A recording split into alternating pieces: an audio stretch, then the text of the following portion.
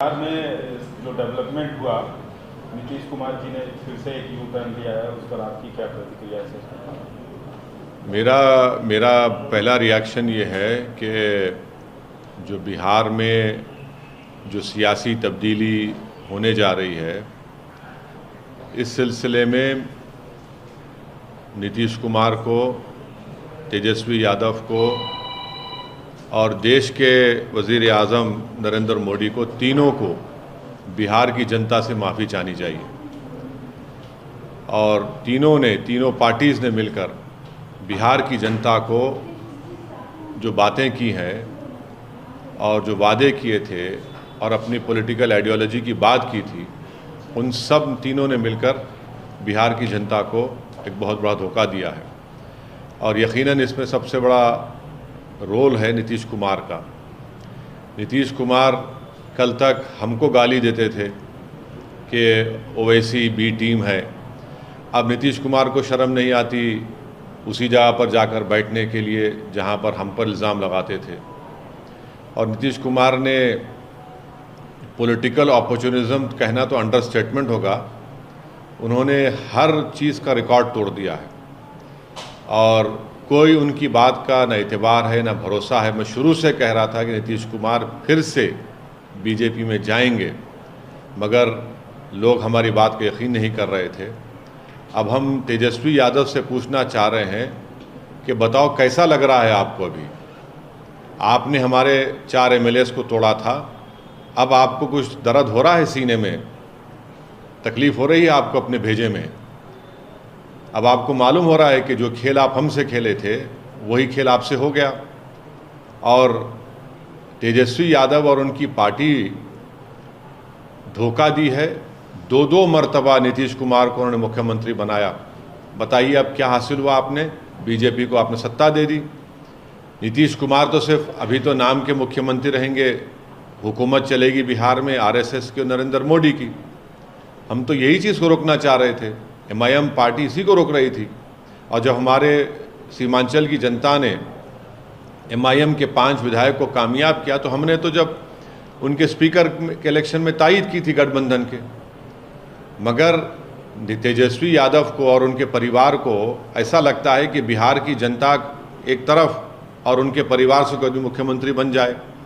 नीतीश कुमार को लगता है कि मैं जब तक जिंदा रहूं मुख्यमंत्री रहूं, और बीजेपी को लगता है कि भाई हर चीज़ हमको मिल जाए, चाहे कुछ भी हो, किस तरीके से हो जाए।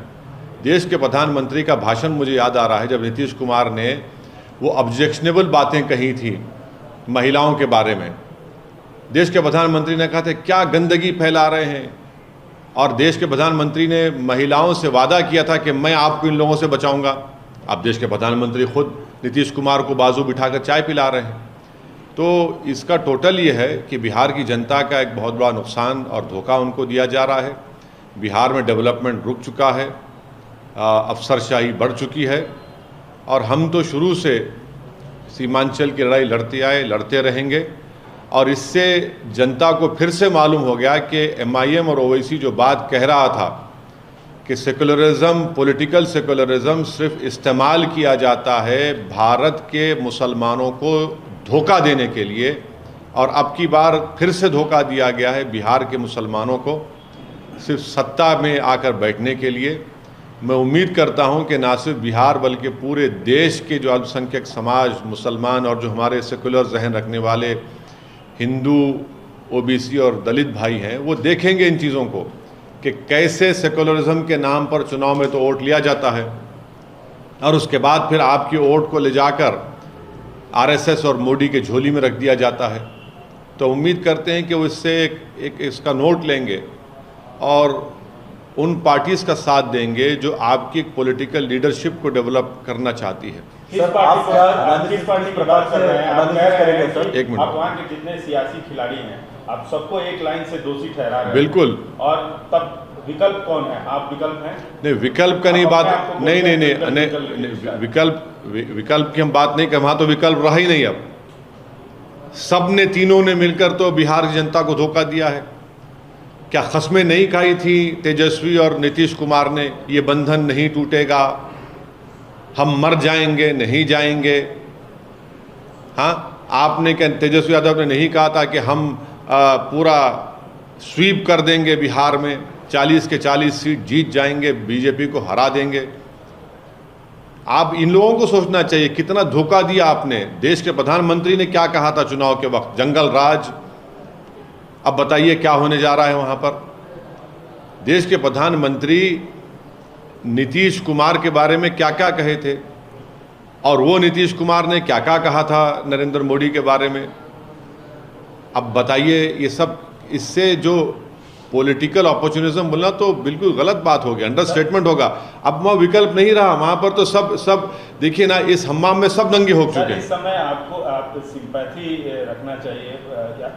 चाचा धोखा दे के चले गए भतीजे को, आप बड़े भाईजान के तौर पे कुछ तेजस्वी को कुछ बोलना चाहेंगे? हमदर्दी रखना, हम तो पूछ रहे हैं ना तेजस्वी से, लालू प्रसाद यादव से और लालू प्रसाद यादव की फैमिली से पूछना चाह रहे हैं, आपको तकलीफ हो रही है, नहीं हो रही? बताइए हमको। आपके पेट में दर्द हो रहा है, नहीं हो रहा है? आपको रात में नींद अच्छी आई आप लोगों को? आपने सीमांचल की जनता को धोखा दिया, हमारे 4 विधायक को खरीद कर, उनका ज़मीर खरीद कर। देख लिया आपने आज आपसे क्या हो रहा है। दो मरतबा आपने नीतीश कुमार को मुख्यमंत्री बनाया, और दो मरतबा आप ही ने बीजेपी को सत्ता दी है बिहार में। अब बताइए लोकसभा में क्या होगा, इसका कौन जिम्मेदार है? इनको अगर हर चीज़ का जिम्मेदार तो हमको खड़ा करते हैं। आज ये तीनों पार्टी, देश के प्रधानमंत्री नरेंद्र मोदी, नीतीश कुमार और तेजस्वी यादव, इन तीनों को बिहार की जनता से माफ़ी चाहनी चाहिए। और बिहार का डेवलपमेंट इन्होंने रोक दिया है, और जो ख्वाब बिहार की जनता ने देखे थे, उन ख्वाबों को आपने चुकनाचूर कर दिया। जो आपने सोशल जस्टिस की बात की थी, MY कॉम्बिनेशन की बात की थी आपने, EBC की बात की, सब क्या हो गया? वो जो आपने सर्वे किया था, क्या हुआ उसका? सब खत्म करके रख दिया आपने। अपने लालच से, अपने पर्सनल एम्बिशंस को आपने बिहार की जनता और उनके ख्वाबों को पूरा करने के ऊपर आपने उसको पूरा करने की कोशिश की, अपने पर्सनल एम्बिशंस को। Sir, what do you think is the future of India Alliance now that one of the persons who pioneered the alliance has left? Do you think there is a political future to this alliance in the 2024 elections?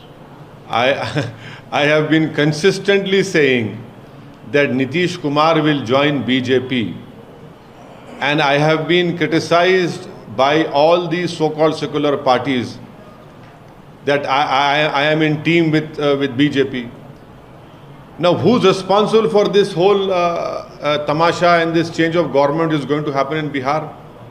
That is why I demand that the Prime Minister of our country, Shri Narendra Modi, Tejaswi Yadav, Deputy Chief Minister, and the present Chief Minister, Mr. Nitish Kumar, should apologize to the people of Bihar. All three have deceived the people of Bihar. What did Nitish Kumar say? That I will die, I will not go back to BJP. What did Tejaswi Yadav say? That we will ensure that we will sweep in Lok Sabha. What did Prime Minister had to say about Nitish Kumar and Tejaswi Yadav and about Nitish Kumar?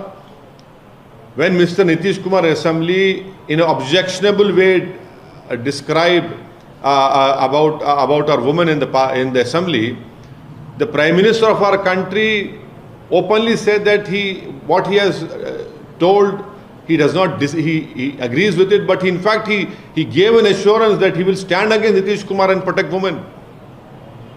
This cannot be called even political opportunism. Political opportunism would be understatement.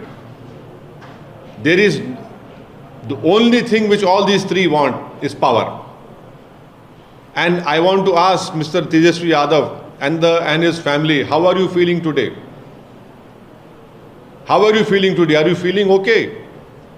Is there any worry in your head? Are you worrisome now? You didn't realize the pain of Seemanchal people when you purchased 4 MLAs of MIM. When our 5 MLAs got elected, we supported you in the speaker election. But your personal ambition is so much that you want to become chief minister at all cost. You purchased our 4 MLAs and now look what is happening to you. You have deceived the people of Bihar. All three parties have deceived the people of Bihar, and the people of Bihar will teach them a befitting lesson. अच्छा, हमको 5 बजे taking ceremony है।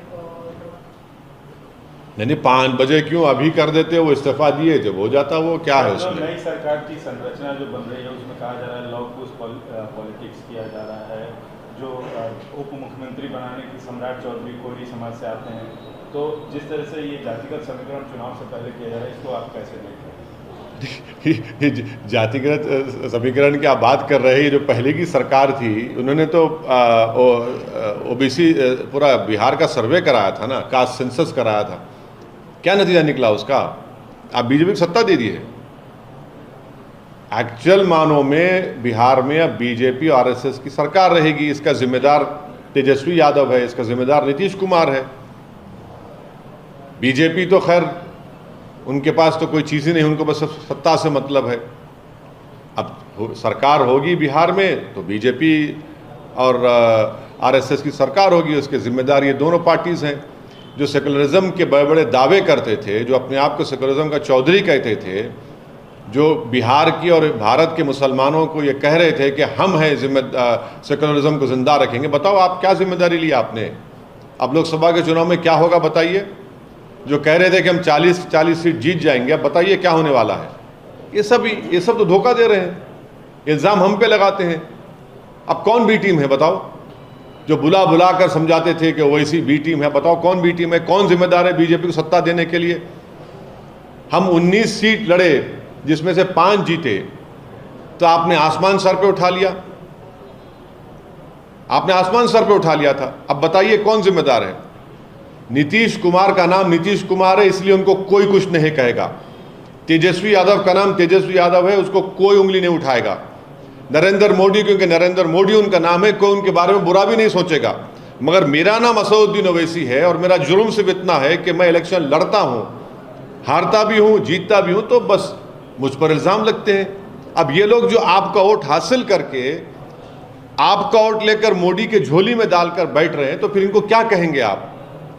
क्या नाम देंगे इनको आप? ये बिहार जनता को मुझे यकीन है को तय करेगी इसका। सर, आप पूछ रहे हैं कि क्या होगा लोकसभा चुनाव में तमाम सियासी पार्टियों से, आप बताइए आप क्या करेंगे लोकसभा चुनाव में? अरे हम कितने सीटों पे लड़ेंगे? नहीं, देखिए, हम पहले से ही, जब से हमारी पार्टी बनी, हम उस वक्त से लेकर अब तक और इंशाअल्लाह सुबह क़यामत तक फ़िरक़ा परस्ती, फैसिज़म, हिंदुत्व की आइडियोलॉजी के ख़िलाफ़ हम लड़ते थे, है और रहेंगे इंशाअल्लाह। कितनी सीटों पे लड़ेंगे? अभी तो जितनी सीटों पे विधानसभा में लड़े थे, लोकसभा में कितनी सीटों पे लड़े? तो रुक जाइए, अभी तो खेल शुरू हुआ है, हम भी खेल देखेंगे, उसके बाद फैसला करेंगे। बिहार में अख्तरुल ईमान साहब से हमारी बात हुई है, वो पूरे बिहार का जायज़ा ले रहे हैं, बिहार के मुख्तलिफ़ मुकामात पर वो जा चुके हैं और मुझे यकीन है कि हम वो जो बोलेंगे उसके ऊपर हम फैसला लेंगे। सर, मौजूदा सूरत हाल में क्या आरजेडी के साथ कोई तालमेल की संभावना बनती नजर आ रही है आपके मुतालिक? और उनसे पूछिए। नहीं, आपसे। अरे हमारे 4 विधायक को आपने उनका ज़मीर खरीद लिया, अपनी ताकत पर, अपने दौलत पर उनको खरीद लिया आपने। उनसे पूछिए क्या करने जा रहे हैं आप। अरे उन्हीं की वजह से तो आज बीजेपी सत्ता में आ रही है ना। मैं तो जिम्मेदार नहीं हूं, आप तो मुझे बहुत गालियां दिए, बहुत झूठे इल्ज़ाम लगाए, आप ही की वजह से आज बीजेपी सरकार में आ रही है। उनको बताना चाहिए वो क्या करेंगे। अब मुझे क्या कर, मैं तो बीजेपी से लड़ता आया हूं और लड़ता रहूंगा इंशाअल्लाह ताला। तरफ हाथ बढ़ाया जाएगा आरजेडी की तरफ से, तो आप क्या? अरे कैसा हाथ बढ़ाएंगे आप? मेरे पीठ पे खंजर भी मारेंगे और हाथ बार फूल बातें भुला के बहुत राजनीति में जैसे बीजेपी पुरानी बातें भुला के नीतीश कुमार को दोनों हाथ से इस्तेमाल कर रही है। क्या नहीं, मैं मेरा मानना यह है कि नहीं की आप गवाही देते हैं। देखिए, आप किसी को उसकी गलती पर माफ़ कर सकते हैं मगर भूलना कभी नहीं चाहिए। असदुद्दीन ओवैसी माफ़ किसी को कर दे सकता है क्योंकि ऊपर वाला सबको माफ़ करते हैं, और भूलना नहीं चाहिए। क्योंकि अगर आप अपने पीठ पर जो आपको किसी को कोई खंजर मारता है, अगर आप भूल जाएंगे तो फिर दोबारा फिर से आपको मार पड़ेगी, नुकसान उठाना पड़ेगा। अब मुझे नहीं मालूम कि फ्यूचर में क्या होने वाला है, मगर ये जुमला पुराना हो चुका है कि दरवाजे खुले हैं। अरे कौन सा दरवाज़ा यार? आप हमारे घर का दरवाज़ा ही बाकी कहाँ रखा है? ये तो घर को ही उठा कर लेके जाना चाहते हैं। हमारे घर के दौर दीवार को तो आपने तोड़ दिया है, बुलडोज़र से आपने घर को तोड़ दिया है, तो दरवाज़ा कहाँ रहा मेरा? अगर बुलडोज़र इस्तेमाल नहीं किया तो आपने एनकाउंटर कर दिया, और एनकाउंटर नहीं किया तो आपने फसाद करवा दिया। घर के दरवाजे तो बड़े लोगों के लिए खुलते हैं ना, जिनका नाम नीतीश कुमार है, जिनका नाम तेजस्वी यादव है। हमारे दरवाजे हमारे लिए कहाँ खुलते हैं? हमको दरवाजे खोलना पड़ता है, जाकर छीन कर, घर में घुसकर दरवाजे खोलना पड़ता है हमको। वो काम कर रहे हैं, करते रहेंगे। Sir, So do Nitish you Kumar see ने this कहा है worrying trend that is happening? First Mamata Banerjee, now Nitish Kumar. In the name of secularism, do you think this is a worrying trend that is changing the alliance? You see, I cannot answer for all these eminent leaders which you have just mentioned. It is for them to answer. And please, look at this paradox that I contest few seats, and an earthquake happens, and every Tom, Dick, and Harry who has a tongue in his mouth will start cursing me. But they can do anything they want because their name is not Asaduddin Owaisi. This is what I am fighting against. Why is it that when you do something, it is the truth? When I try to do something to attain political empowerment, I am called by various names. Sir, Nitish Kumar ने कहा है कि पिछले कुछ 1.5 साल में India alliance ठीक से काम नहीं कर रहा था, एंड इसीलिए उन्होंने डिसाइड किया कि ऐसे मतलब अलग होने के लिए। और साथ ही साथ अब जो केसी त्यागी है वो कह रहे हैं कि मल्लिकार्जुन खड़गे को पीएम का फेस बनाएंगे और कांग्रेस मतलब साथ में काम करेंगे बोल रहे हैं।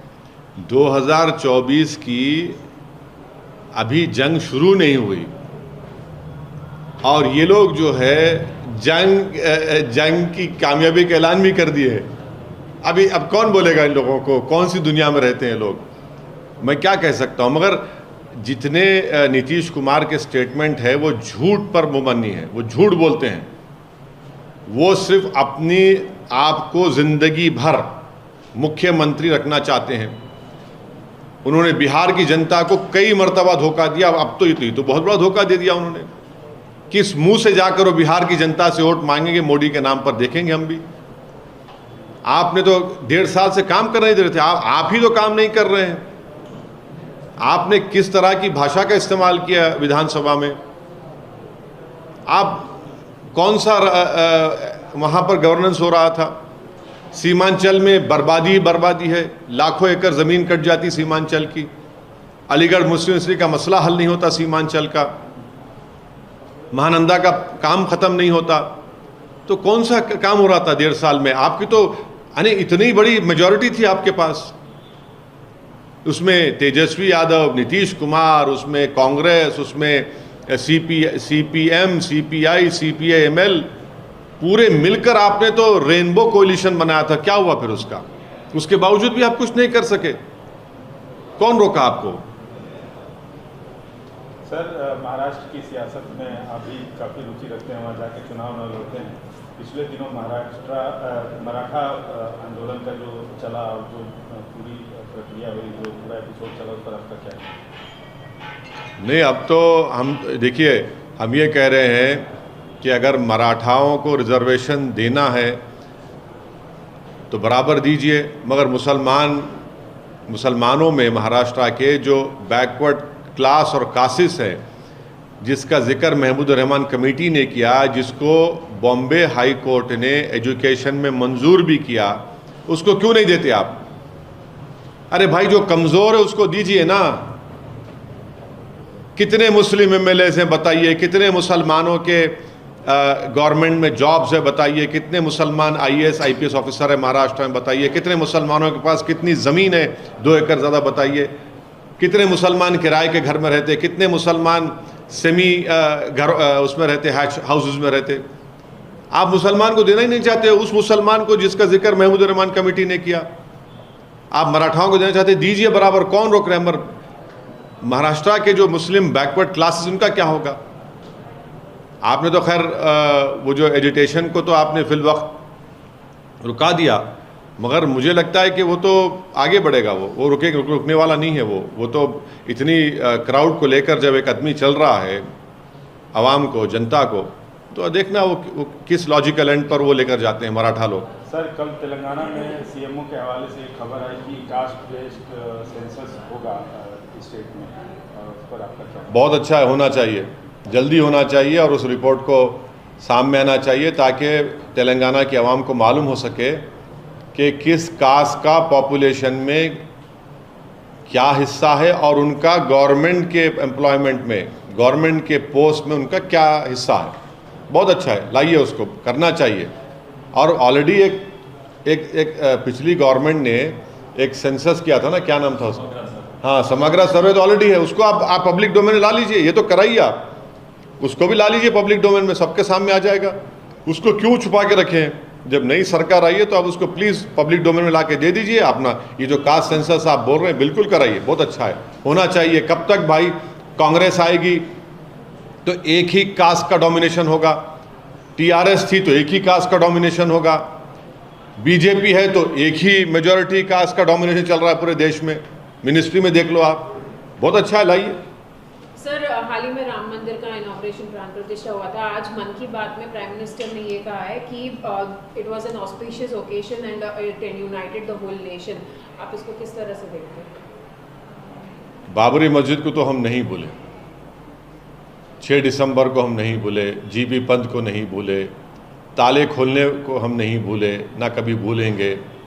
सुप्रीम कोर्ट को धोखा देकर आपने मस्जिद को शहीद कर दिया, वो हम नहीं भूले।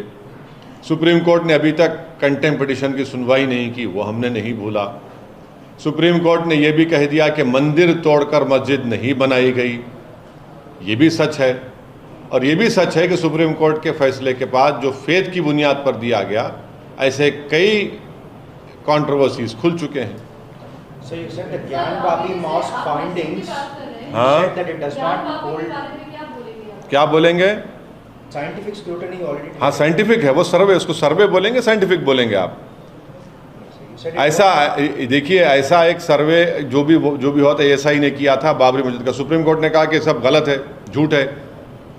सुप्रीम कोर्ट ने माना ही नहीं कि वहाँ पर मंदिर को तोड़कर मस्जिद बनाई गई।